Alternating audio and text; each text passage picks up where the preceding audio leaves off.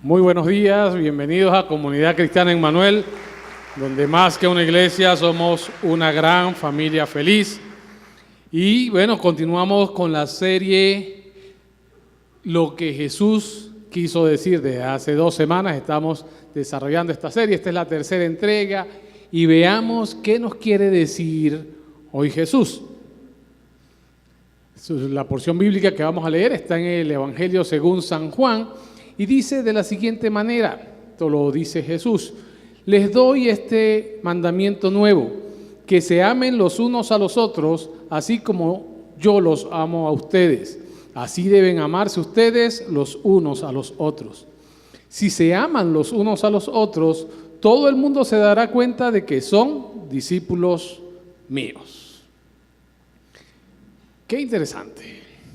Hoy vamos a hablar acerca del tema de cómo abordó Jesús el tema de la religión. Y para ello, primero vamos a comenzar definiendo qué es religión. Y en Nat Geo hacen una definición muy acertada que dice de la siguiente manera: la religión es el resultado del esfuerzo del ser humano por rendirle culto a la divinidad.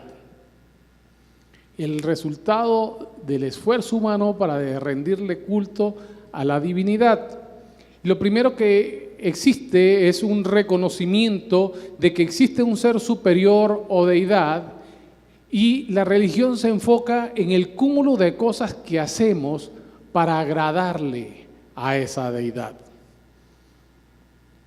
Basados en esta definición, lo primero que se me viene a la cabeza es, oye, el cristianismo es una religión bien rara, porque ¿qué pega eso de amarse los unos a los otros con rendirle culto a la deidad? Yo no le veo ninguna conexión. Y el punto es que ese es nuestro primer error.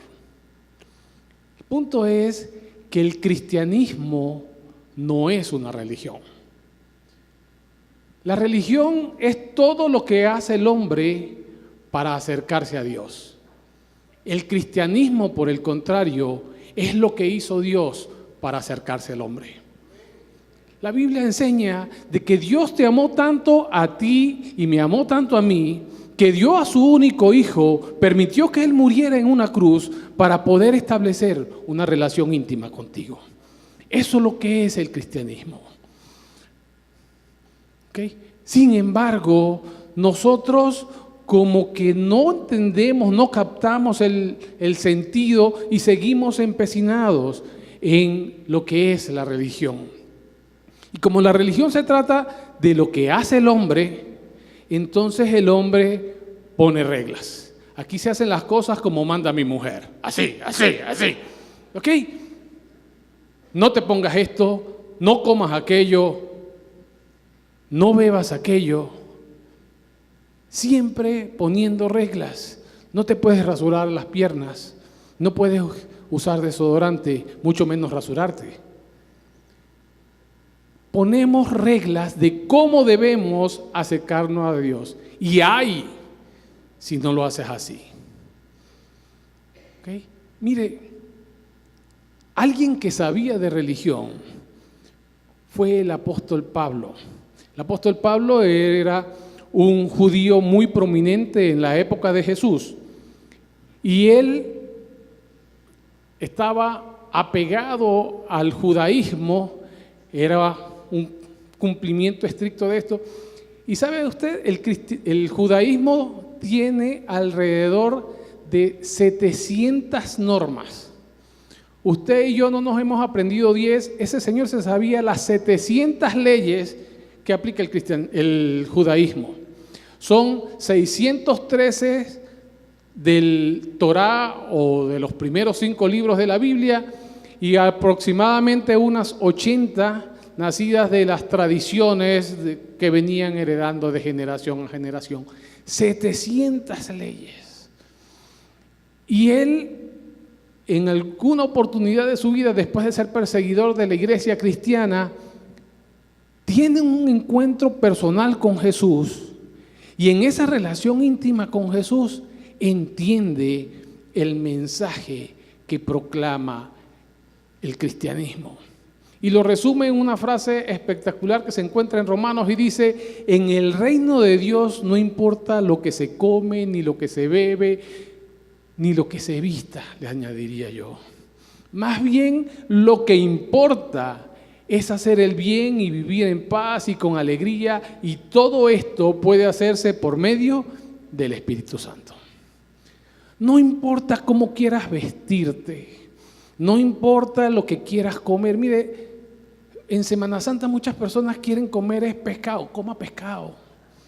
Quiero comer morcilla, coma morcilla. Quiere vestirse de morado, amarillo, azul, rojo, vístase como quiera. Quiere tomar agua, tome agua. Quiere tomar cerveza, mucho cuidado con los excesos. Pero lo cierto es que no importa la parte exterior.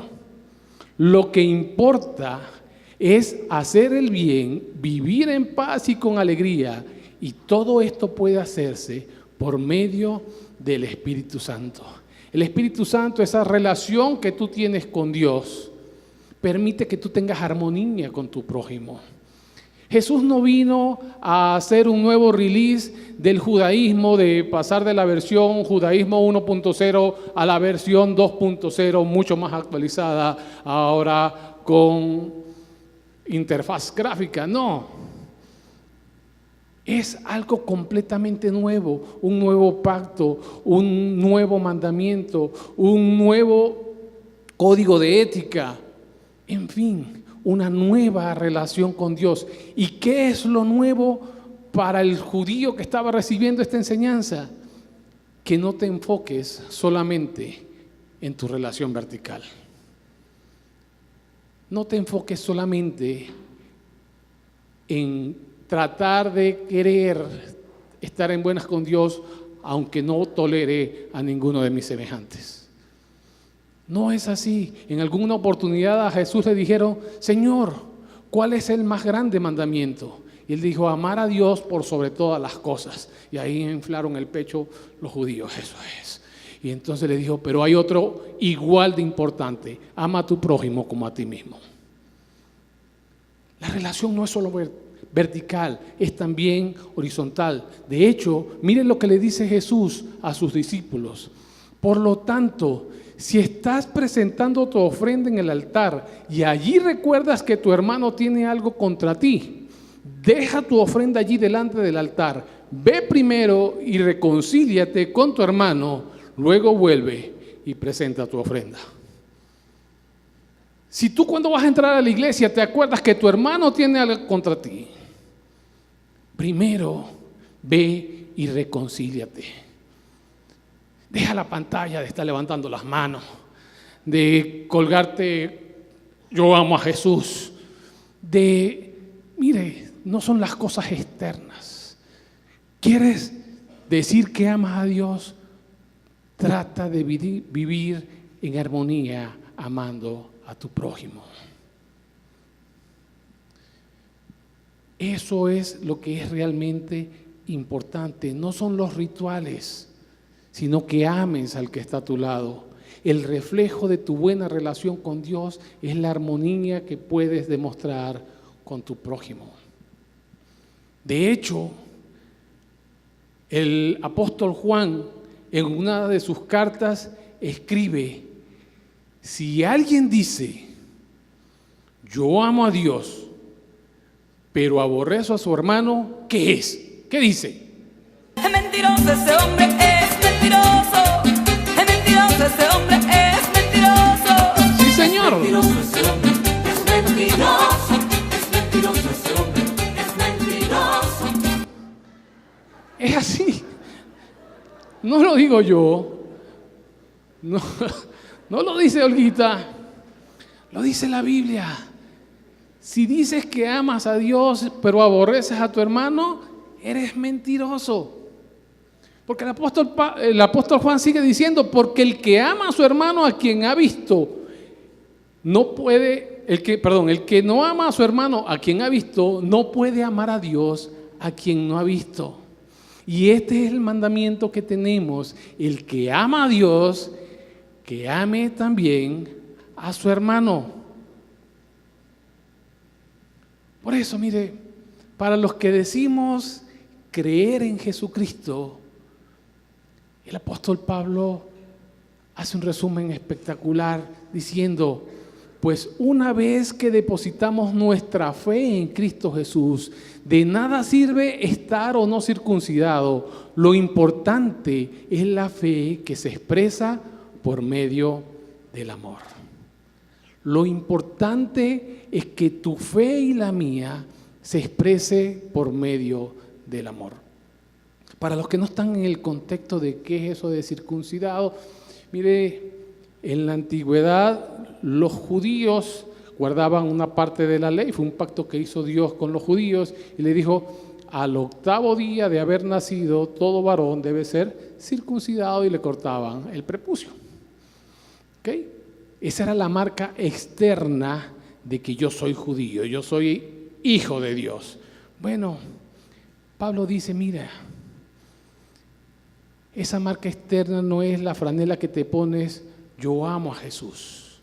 No es el crucifijo que te cuelgas, no es la estampita, no es la Biblia debajo del brazo.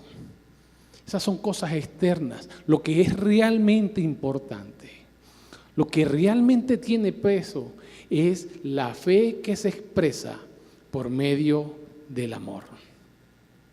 Eso es lo que me importa.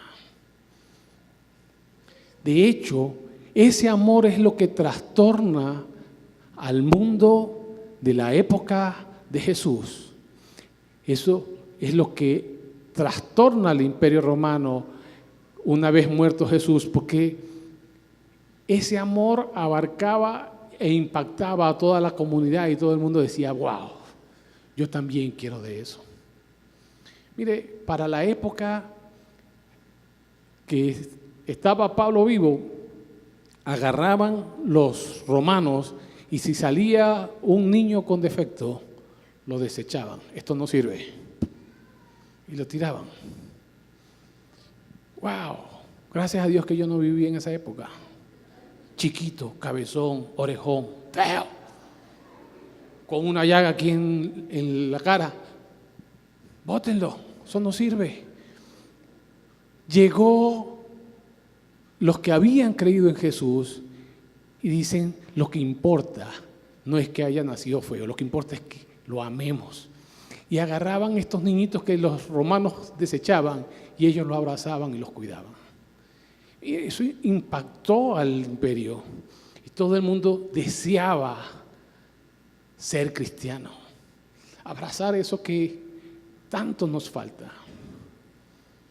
Decía la Madre Teresa de Calcuta, el hambre más grande es la falta de amor. Mire, lo importante es la fe que se expresa por medio del amor. Lamentablemente la iglesia no permaneció fiel a este principio y se fue desvirtuando de estas enseñanzas bíblicas. Voy a tratar de resumirle la historia de la iglesia de 16 siglos en 5 minutos. Agradézcale a Dios que no lo va a hacer mi esposa, porque serían como cerca de 8 siglos que se mete. Mire, muere Jesús, comienza Pedro y da el primer discurso, se convierten como 3,000 personas. Estas personas comienzan a ser impactadas por el amor. Y wow, todo el mundo quería ser cristiano, a pesar de que eso estaba sucediendo, la religión imperante que era el paganismo por la parte de Roma y la parte judía, empiezan a sentir celos de los cristianos y empiezan a perseguirlos, los agarraban, los torturaban, los quemaban.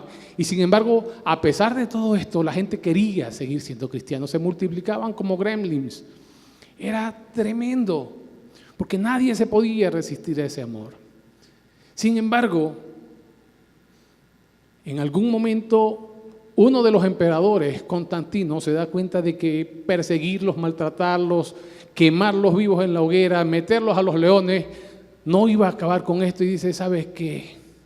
De ahora en adelante, la religión oficial es la cristiana. Obligado, todo el mundo a ser cristiano. Y la gente ahora se siente obligada a ser cristiano y no lo hacen por convicción, sino por obligación. Entonces no hay esa transformación en sus vidas. Constantino adicionalmente comenzó a poner a los obispos en lugares de eminencia y empezó a inflarse porque ahora viene el superobispo Inmaculado Concepción, no sé qué cosa. Y comenzaron ellos a perder el foco de la humildad y del amor al prójimo y empezaron a ambicionar más y más y más. Muere Constantino, se divide el imperio romano entre sus dos hijos y en toda división entonces pusieron un obispo en Constantinopla y un obispo, porque además le hicieron su ciudad a Constantino llamada Constantinopla. Pusieron un obispo acá, el otro estaba en Roma y bueno, ya va, ¿qué pasa? No podemos dividir mi cuota de poder con Constantinopla. Yo quiero todo esto para mí. Empezaron a hacer alianzas estratégicas, todo reino dividido cayó el imperio romano y estas personas, preocupadas más por seguir en el poder, comenzaron a hacer alianzas políticas para seguir teniendo esa supremacía que les había dado Constantino. Y se embarcaron en unas cosas a partir del siglo V que se llamaron las cruzadas. Eso se conoce como el período más oscuro de la iglesia. Comenzaron las cruzadas donde nuevamente te obligó a ser cristiano. Invadían pueblos y los obligaban a ser cristianos. Es más, no solamente eran las cruzadas, era también la Inquisición. Si tú estabas en desacuerdo con un sacerdote, el sacerdote te decía, eres un hereje, a la hoguera. Fíjese qué terrible es la religión. Confiere poderes especiales a personas para que puedan quitar y poner la vida de otra. Es más, como las guerras costaban tanto dinero y además el obispo que estaba en Roma quería tener la misma pomposidad del que estaba en Constantinopla haciendo la Basílica de San Pedro, inventaron algo que se llamaron las indulgencias. Las indulgencias no eran más que un papel firmado por el Papa que decía, bueno, si tú cometiste un pecado o alguno de los tuyos cometió un pecado y ahorita no puede salir del purgatorio, paga y te lo sacamos rapidito. Es más, te la pongo mejor. Si tú quieres hacer un pecado y no te atreves a hacerlo porque después te vas a ir para el infierno, cómprame esta indulgencia y puedes hacerlo y igual vas a ir para el cielo.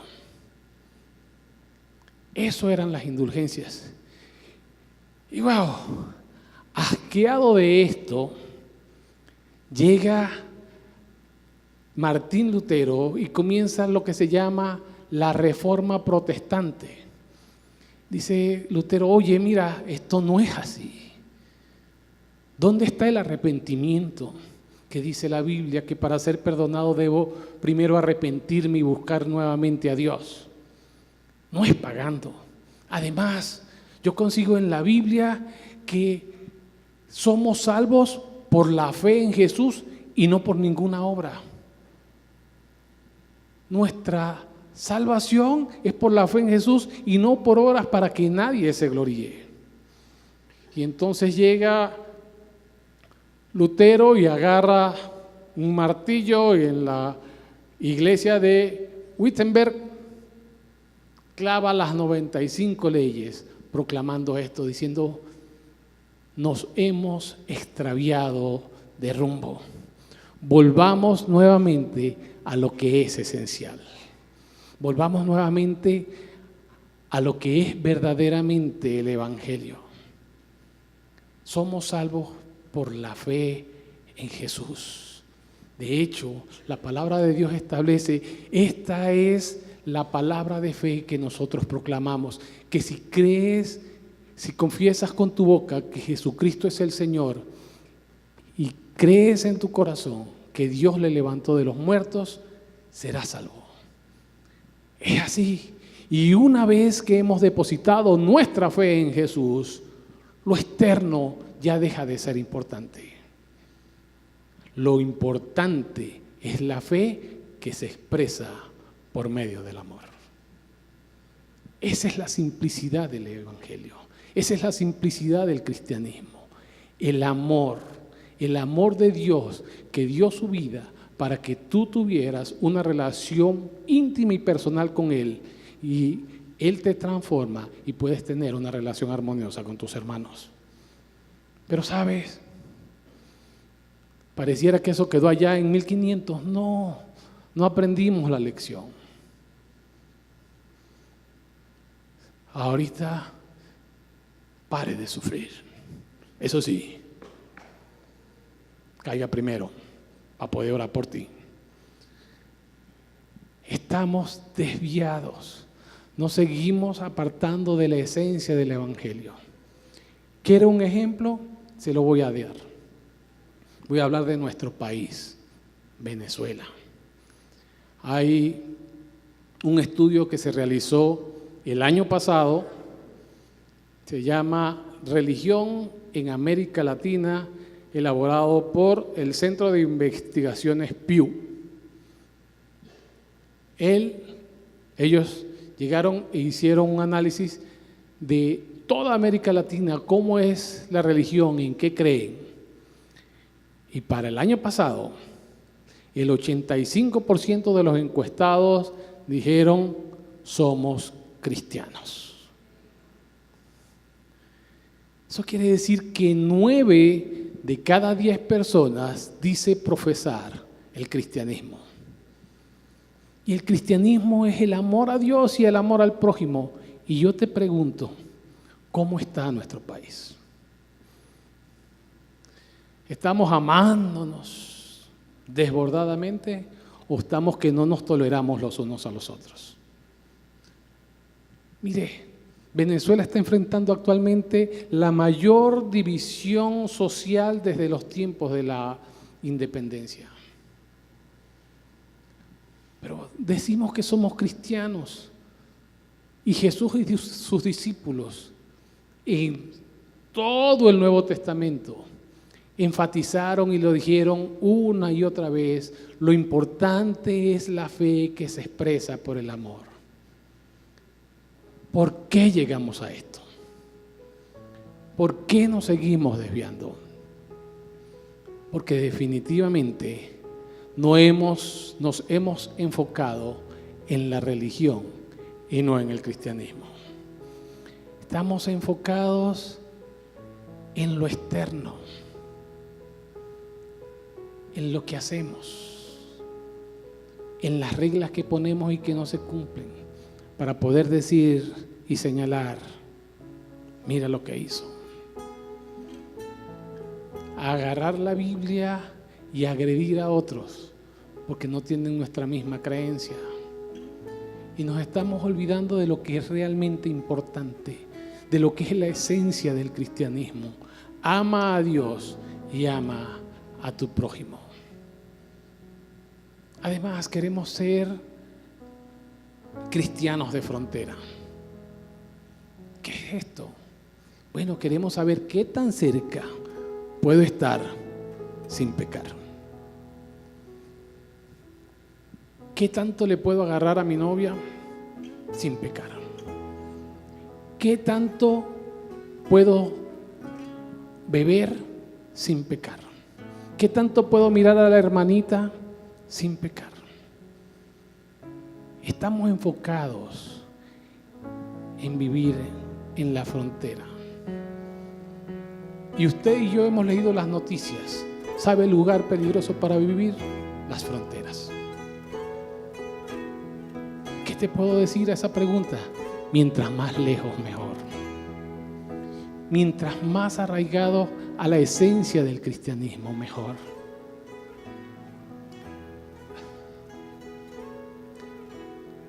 Si pensamos que podemos vivir de esta manera, diciéndole a Dios, oye, mira Dios, yo te quiero mucho, pero es que esto está tan bueno que no lo quiero dejar.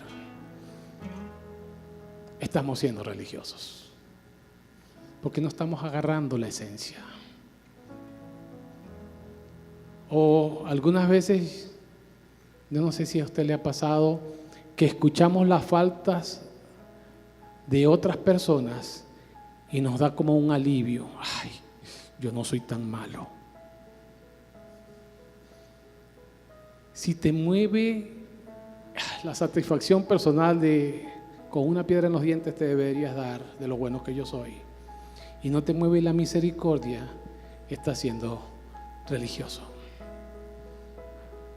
O bueno, no sé si a usted le pasa, a mí me ha pasado que algunas veces hago algo malo y entonces voy y trato de hacer algo bueno para contentar a Dios. Mal, porque esa no es la esencia del cristianismo. Estoy volviendo religioso y una pequeña semilla de religiosidad me aparta, me desvía de lo que es verdaderamente importante, de que nos enfoquemos en lo que realmente es el cristianismo. Pierdo la perspectiva, porque lo verdaderamente importante en el cristianismo es que Dios te amó tanto que Jesús murió por ti, porque quiere establecer una relación íntima y personal contigo, y quiere que a través de su amor tú también impactes a las otras personas, y que no haya nada más importante y mejor. Cuando yo llego a entender este pensamiento, a entender este mensaje, me daré cuenta que no hay nada mejor que ser cristiano.